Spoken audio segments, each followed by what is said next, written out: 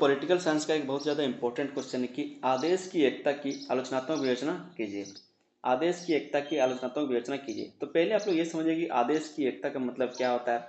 आपको ये बताना है, उसके साथ साथ आपको इसका आलोचना भी करना, मतलब इसकी बुराइयों के बारे में भी बताना है। ठीक है, ये भी आपका एक मोस्ट इंपॉर्टेंट क्वेश्चन है। तो इस चीज़ को आप लोग पूरा समझिए, वीडियो को आप लोग अंत तक देखिए और चैनल पर नहीं तो आप लोग चैनल को सब्सक्राइब कर लीजिएगा।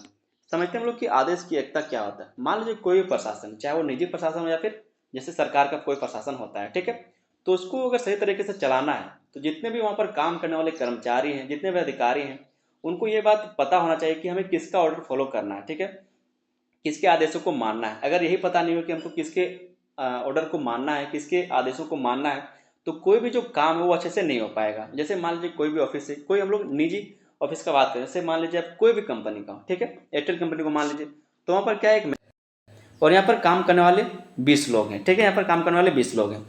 तो अगर इसको ये पता नहीं है कि हमको मैनेजर का बात मानना है, कि बॉस का बात मानना है, कि अपने एचआर का बात मानना है, तो कोई भी काम सही से हो पाएगा। अगर मान लीजिए एचआर बोल देगा कि हमको ये रिपोर्ट दो, अगर वहाँ पर मैनेजर बोल देगा कि हमको ऐसा रिपोर्ट करके दो, अगर वो जो बॉस बैठा है वो बोलेगा कि हमको ये काम करना है तो हमको ये काम करके दो, तो अगर कर्मचारी को यही पता नहीं होगा, जो स्टाफ है अगर उसको यही पता ना हो कि हमको किसका ऑर्डर को फॉलो करना है, तो वहाँ पर काम अच्छे से हो सकता है? नहीं हो सकता है। तो आदेश की एकता यही है।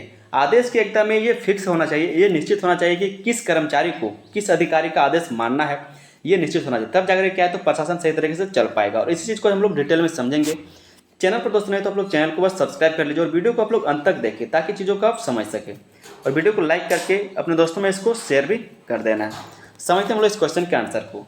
कहा जा रहा है कि प्रशासन के सफल संचालन के लिए यह आवश्यक है कि कर्मचारियों को स्पष्ट और निश्चित आदेश प्राप्त हों। प्रशासन के सफल संचालन के लिए अगर चाहते हैं कि प्रशासन सही से चले, तो इसके लिए क्या जरूरी है कि जो कर्मचारी हैं उसको स्पष्ट और निश्चित आदेश प्राप्त हो। यदि एक कर्मचारी को एक ही समय में कई अधिकारियों से अलग अलग आदेश मिलने लगे, तो भ्रम, असमंजस और अव्यवस्था उत्पन्न हो सकती है। अगर एक ही कर्मचारी को क्या है, तो बहुत सारे अधिकारियों से ऑर्डर मिलने लगे, आदेश मिलने लगे, तो वो भ्रम में चला जाएगा कि हम किसका बात माने, किसका नहीं माने। ठीक है, असमंजस में चला जाएगा, अव्यवस्था उत्पन्न हो सकता है। इसी समस्या को दूर करने के लिए आदेश की एकता का सिद्धांत विकसित किया गया है। और इसी अव्यवस्था को दूर करने के लिए क्या है, तो आदेश की एकता का सिद्धांत विकसित किया गया है। यह प्रशासन के महत्वपूर्ण सिद्धांतों में से एक है और इसे विशेष रूप से हेनरी फेयोल ने प्रतिपादित किया है। किसके द्वारा प्रतिपादित किया गया? ये हेनरी फेयोल के द्वारा। ये जो आप देख पा रहे हैं सिद्धांत, आदेश की एकता का सिद्धांत, ये किसके द्वारा प्रतिपादित किया गया, फिर किसके द्वारा दिया गया? तो हेनरी फेयोल के द्वारा दिया गया है। आगे दोस्तों हम लोग देख लेते हैं। कहा जा रहा है कि इस सिद्धांत के अनुसार किसी कर्मचारी के ऊपर केवल एक ही प्रत्यक्ष अधिकारी होना चाहिए। ये जो आदेश की एकता का सिद्धांत दिया गया है, इसके अनुसार कोई भी कर्मचारी के ऊपर सिर्फ एक प्रत्यक्ष अधिकारी होना चाहिए। यदि एक कर्मचारी को अनेक अधिकारियों से आदेश मिलेंगे, तो वह यह तय नहीं कर पाएगा कि किसका आदेश का पालन करें, किसके आदेश का वो पालन करें।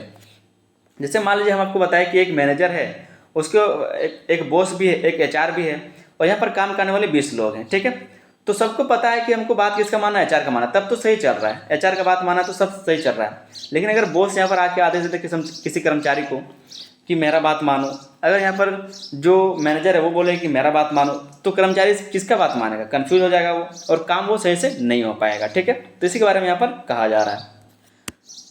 फेयोल कहते हैं, फेयोल के अनुसार एक कर्मचारी को केवल एक ही अधिकारी से आदेश प्राप्त करना चाहिए। ये कौन कहता है? फेयोल कहते हैं। ठीक है, किसमें? आदेश की एकता के सिद्धांत में। आगे दोस्तों हम लोग देख लेंगे यहाँ पर कि आदेश की एकता का महत्व और गुण दोष क्या है। आदेश की एकता का महत्व और गुण।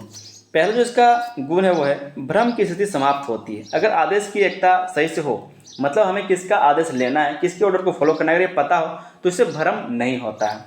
जब कर्मचारी को केवल एक ही अधिकारी से आदेश मिलता है, तो उसके सामने कोई भ्रम नहीं रहता और वह स्पष्ट रूप से अपने कार्य को समझ पाता है।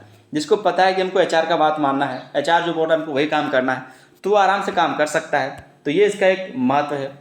दूसरा जो महत्व है वो है अनुशासन बना रहता है। इससे क्या है, तो अनुशासन भी बना रहता है। इस सिद्धांत से संगठन में अनुशासन और व्यवस्था बनी रहती है, क्योंकि सभी कर्मचारी अपने निर्धारित अधिकारी के निर्देशों का पालन करते हैं। क्या? तो इसमें अनुशासन बना रहता है। सभी लोगों को पहले से पता है कि हमको इन अधिकारी का बात सुनना है। ठीक है, तो क्या अनुशासन बना रहता है। अगर कोई भी अगर कुछ बोल दे, तो वो जब तक उससे पूछेंगे नहीं, या फिर जब तक उनके जो अधिकारी है वो ऑर्डर नहीं देंगे, तब तक उस काम को वो नहीं करेंगे। तो इससे क्या होगा? अनुशासन बना रहता है। तीसरा जो यहाँ पर हम लोग इसके गुण को देखेंगे वो है उत्तरदायित्व निश्चित होता है। इससे क्या है, तो उत्तरदायित्व भी निश्चित होता है। कर्मचारी और अधिकारी दोनों की जिम्मेदारी स्पष्ट रहती है। यदि कोई गलती होती है तो उत्तरदायी व्यक्ति की पहचान आसानी से की जा सकती है। अगर कोई भी गलती होता है काम करने में, तो अगर मान लीजिए एक कर्मचारी ने कोई गलती किया और इसको पता है कि जो एक कर्मचारी है वो किसका ऑर्डर मानता है, बी अधिकारी का बात ये मानता है, तो अगर इसके द्वारा गलती हुआ है तो सीधा सीधा जाएगा कि इसका हेड कौन है, बी है, तो इसको भी पकड़ो और पता करो कि ऐसा गलती क्यों हुआ है। तो उत्तरदायित्व इससे निश्चित होता है। अगर कोई गलती हुआ तो आसानी से पता भी चल जाता है।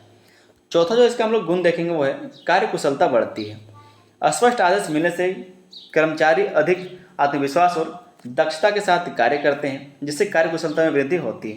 तो ये सब क्या है, सब इसके गुण हैं। पांचवा जो इसका गुण है वो है समन्वय स्थापित होता है। समन्वय मतलब एकता, ठीक है, समन्वय मतलब तालमेल, बनावट, ठीक है, इसको बोलते हैं समन्वय। एक ही अधिकारी के नियंत्रण में कार्य होने से संगठन में बेहतर तालमेल और समन्वय बना रहता है। इसी चीज़ का हम आपको उदाहरण देते हैं कि मान लीजिए कोई भी मैनेजर है, तो मैनेजर के नीचे 10 लोग काम कर रहे हैं, तो सभी को पता है कि हमको इसका बात मानना है, मैनेजर का बात मानना है, ठीक है। तो इससे क्या होता है, पूरा जो संगठन है वो बेहतर तरीके से तालमेल बना करके काम कर पाता है। आगे दोस्तों हम लोग आदेश की एकता की आलोचना को भी देखते हैं। आदेश की एकता का जो आलोचना है वो अपने इसके महत्व को समझ लिया, इसके गुणों को समझ लिया कि आदेश की एकता से क्या क्या फायदे हो सकते हैं। आगे हम लोग इसकी आलोचना देखते हैं क्या क्या इसके दोष हैं।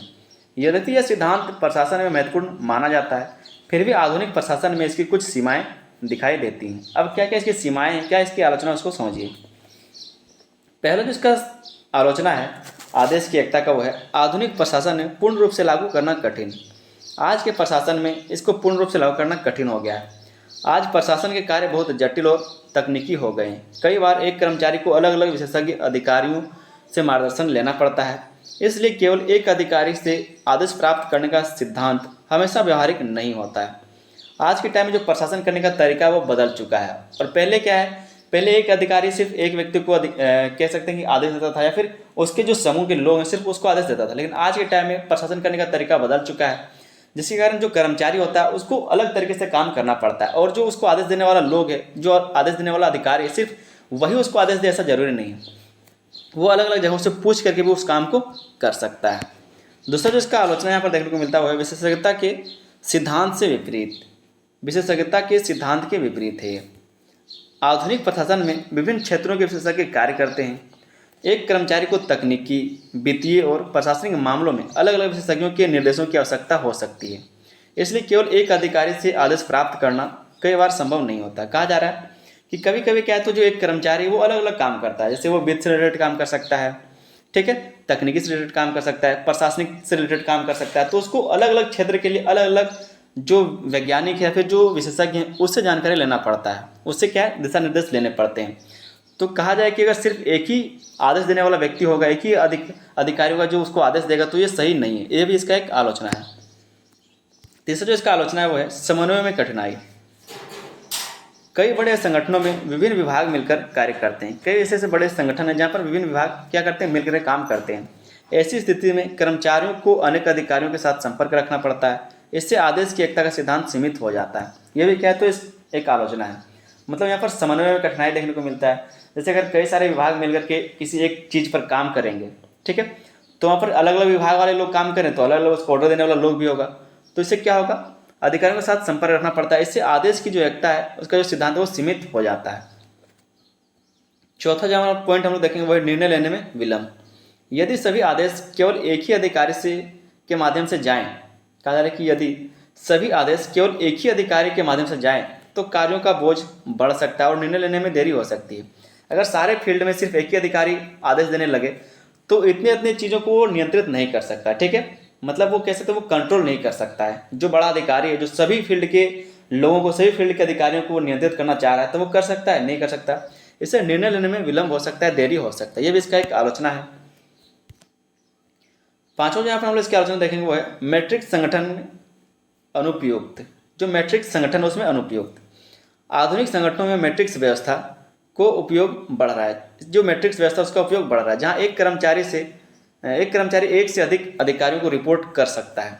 ऐसी स्थिति में आदेश की एकता का सिद्धांत पूरी तरह लागू नहीं हो पाता। ये जो मैट्रिक्स संगठन, इसमें क्या होता है, जो एक कर्मचारी है वो अपने से जो अलग अलग अधिकारी हैं, सिर्फ एक अधिकारी कई सारे अधिकारियों को क्या कर सकता है, वो रिपोर्ट कर सकता है। ऐसी स्थिति में क्या होता है, तो आदेश की जो एकता उसका पूरी तरह से वो लागू नहीं हो पाता है। छठा जो यहाँ पर लोग देखेंगे इसके दोष को, वो है व्यवहारिक जीवन में अपवाद। कई बार कर्मचारी को अपने प्रत्यक्ष अधिकारी के अलावा निरीक्षक, विशेषज्ञ या फिर परियोजना प्रमुख के निर्देशों का भी पालन करना पड़ता है। कई बार ऐसा हो सकता है जैसे कि कोई डैम बना रहा है तो जरूरी है क्या कि सिर्फ वो डीसी का बात सुने, वो कभी कभी जो इंजीनियर होता है उसका बात उसको मानना पड़ेगा, क्योंकि जो निरीक्षक वाले होते हैं उसका बात मानना पड़ेगा। तो व्यवहारिक जीवन में क्या है, अपवाद देखने को मिलता है। इसलिए वास्तविक प्रशासन में यह सिद्धांत हमेशा शुद्ध रूप में लागू नहीं होता है। तो जरूरी नहीं कि हर जगह क्या है तो सब एक ही अधिकारी होगा आपको निर्देश देने वाला, फिर ऑर्डर देने वाला, आदेश देने वाला। इस तरह से जो आदेश की एकता है उसको कुछ आलोचनाएं भी यहाँ पर देखने को मिलती हैं। आगे दोस्तों हम लोग एक छोटा सा निष्कर्ष देख लेते हैं। कहा जा रहा है कि आदेश की एकता प्रशासन का एक महत्वपूर्ण सिद्धांत है जो संगठन में अनुशासन, स्पष्टता और कार्यकुशलता बनाए रखने में सहायता करता है। हालांकि आधुनिक प्रशासन में इसकी कुछ सीमाएं हैं, फिर भी यह प्रशासनिक व्यवस्था की आधारभूत आवश्यकता बनी हुई। इसलिए वर्तमान समय में इस सिद्धांत को पूरी तरह त्यागने के बजाय परिस्थितियों के अनुसार लचीले रूप में अपनाना अधिक उचित माना जाता है। मतलब पहले के टाइम में क्या है कि काम कम था तो एक अधिकारी एक कर्मचारी को आदेश दे रहा था। आज के टाइम में क्या है तो मल्टीपल काम हो गए, मल्टीपल वर्क हो गए और अलग अलग फील्ड में हो गया है। और इसके कारण अलग अलग अगर फील्ड आएगा तो अलग अलग विशेषज्ञ आएंगे और सारे विशेषज्ञों से क्या है तो राय लेना पड़ेगा, सारे विशेषज्ञों के क्या ऑर्डर मानने पड़ेंगे। इसके लिए ये बात कहा जा रहा है। तो उम्मीद करते हैं ये क्वेश्चन का आंसर आपको समझ में आया होगा। चैनल पर दोस्तों तो आप लोग चैनल को सब्सक्राइब जरूर कर लीजिएगा, वीडियो को लाइक करके अपने दोस्तों में इसको शेयर भी कर दीजिएगा। बहुत ही इंपॉर्टेंट क्वेश्चन था, आसान तरीके से हम आपको बताने का भी कोशिश की है। मिलते हैं हम लोग किसी अगले वीडियो में, तब तक के लिए धन्यवाद।